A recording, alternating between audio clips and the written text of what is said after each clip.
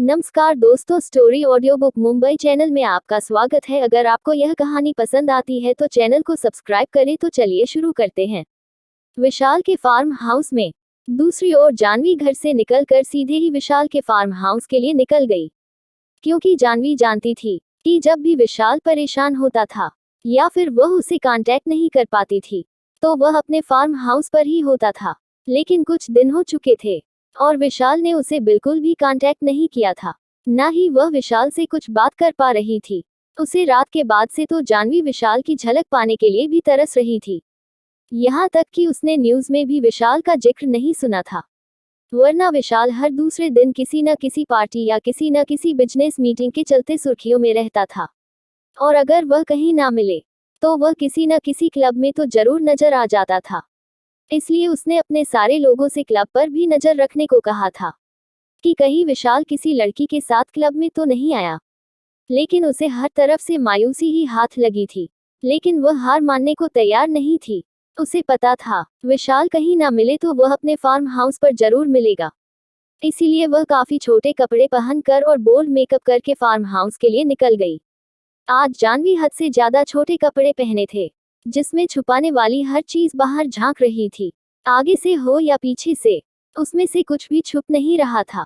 लेकिन फिर भी जानवी काफी कॉन्फिडेंस थी। उसके हिसाब से विशाल को बस शारीरिक रिलेशन चाहिए था और वह जानवी उसे बखूबी दे सकती थी। जहां तक उसने नोटिस किया था, विशाल रात को उसके साथ खूब ज्यादा मस्ती करता था और विशाल सेटिस्फाई भी होता था। इसलिए उसने आखिरी यही तरीका अपनाया विशाल को मिलने का। वह जैसे ही फार्म हाउस पहुंची, उसे बाहर ही रोक लिया गया।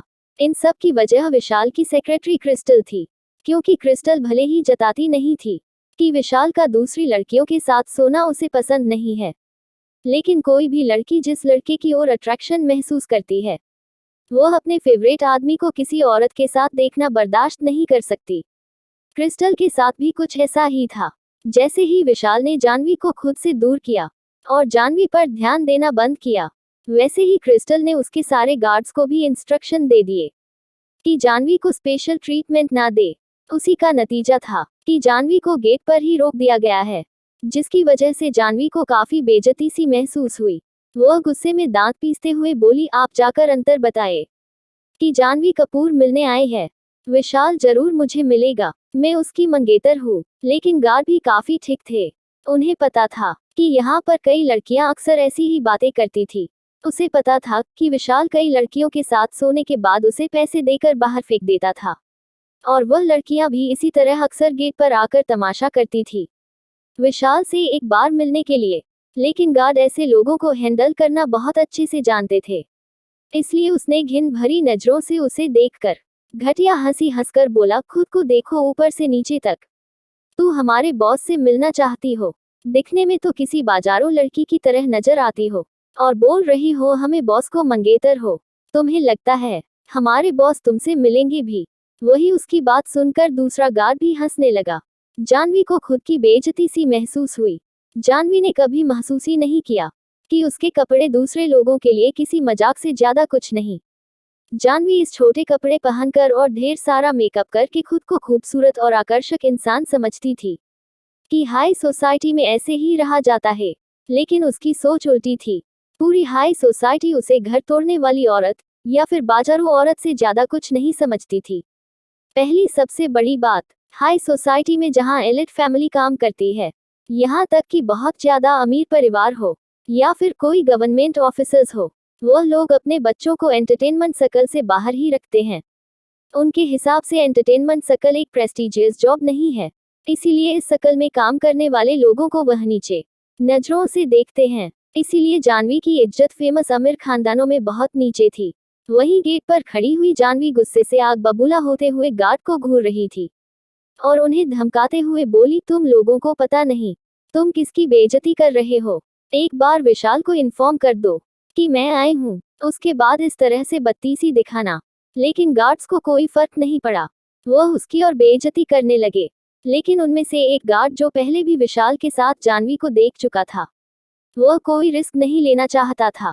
इसलिए वह अंदर गया और विशाल के कमरे के लैंडलाइन पर फोन लगा दिया। दूसरी ओर कमरे में विशाल किसी लड़की के ऊपर लेटा हुआ था। उन दोनों ने ही कपड़े नहीं पहने थे और पूरे कमरे में गहरी गहरी सांसों की आवाज आ रही थी। पूरे कमरे में कपड़े बिखरे हुए थे और एक लड़की काफी अजीब अजीब आवाजें निकाल रही थी। विशाल उस लड़के का गला दबाते हुए भारी आवाज में बोला, और जोर से चीखो। तुम्हारी चीख मुझे सुकून दे रही है। इतना बोलकर उसने अपनी मूवमेंट और फास्ट कर दी, जिसकी वजह से नीचे लेटी हुई लड़की के मुंह से चीख निकल गई। विशाल को इस बात से कोई फर्क नहीं पड़ा, वह काफी एंजॉय कर रहा था। दूसरी ओर उस लड़की के चेहरे पर भले ही थकान थी और दर्द था, लेकिन वह भी काफी एंजॉय कर रही थी। देखने से ऐसा लग रहा था जैसे वह दोनों ही अपनी दुनिया में डूबे हुए थे। तभी फोन की आवाज सुनकर उन दोनों ध्यान टूटा। विशाल एक नजर फोन को देखकर उसे उठाने के लिए उस लड़की से दूर होने ही वाला था, लेकिन वह लड़की उसे वापस खींचते हुए बोली, उसे इग्नोर करो, कोई जरूरी काम नहीं होगा। विशाल नीचे झुकते हुए उस लड़की के होठों को चूस लेता है और अपने दोनों दांतों के बीच काटते हुए डिप आवाज में बोला, क्रिस्टल तुम जानती हो मुझे अपना काम बहुत प्यार है और बिना वजह गार्ड मुझे फोन नहीं करेंगे, इसीलिए थोड़ी देर होल्ड ऑन करो और थोड़ा सा आराम कर लो, उसके बाद हम वापस कंटिन्यू करेंगे। आप लोगों ने सही समझा, यह कोई और नहीं, विशाल और क्रिस्टल ही थे, जो एक दूसरे में खोए हुए थे। क्योंकि जब से हर जगह विशाल और जानवी की खबरें फैली थी, तब से ही विशाल गुस्से में रहने लगा था और वह अपने फ्रस्ट्रेशन क्रिस्टल के साथ वाइल्ड रेट गुजार कर निकल रहा था। क्रिस्टल भी काफी थकी हुई थी, इसलिए वह आंखें बंद करके खुद को रिलैक्स करती है, क्योंकि उसे पता था कि यह सब कुछ इतनी जल्दी खत्म नहीं होने वाला है।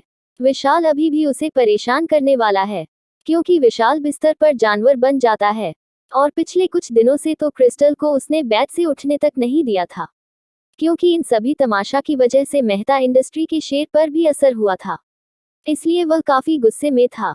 विशाल जैसे ही फोन उठाता है, सामने वाले की बात सुनकर विशाल की मुठिया कस जाती है। वह गुस्से में दांत पीसते हुए गार्ड से बोला, ठीक है उसे अंदर आने दो।